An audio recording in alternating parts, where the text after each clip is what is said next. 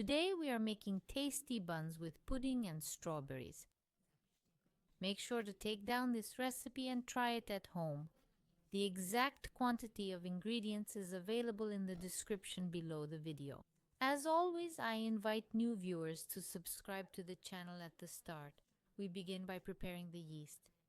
Put the yeast in a bowl, add a spoon of flour, a spoon of sugar, half a glass of warm milk, mix them all and let it rise for about 10 minutes. Pour in half a glass of warm milk, a pinch of salt, 1 whole egg and 1 yolk, 4 spoons of sugar and the yeast that's risen, and knead everything briefly until it mixes with the ingredients.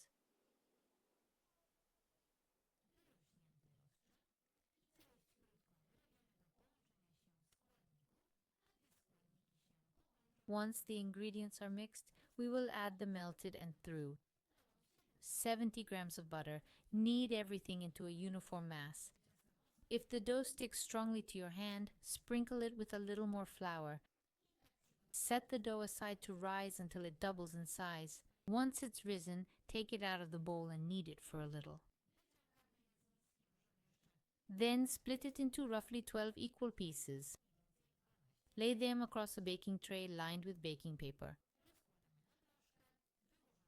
I shape each piece into a ball before flattening them and using a glass to make a dent in the center for filling. If the glass sticks to the dough, you can sprinkle the bottom with a little flour. I prepared the pudding according to the instructions on the packet. If you have enough pudding for half a liter of milk, add a little less. I added 400 milliliters of milk. I set the pudding aside to now it's cooled down. Place it on the yeast dough, add pieces of strawberry. About 200 grams of strawberries are needed for this batch. The edges are brushed with beaten egg white. To the egg white, I added 2 tablespoons of milk. The egg white is left over from the dough because there we only added the yolk. Sprinkle the top with crumble. The crumble recipe is in the description, and the proportions I added for this crumble.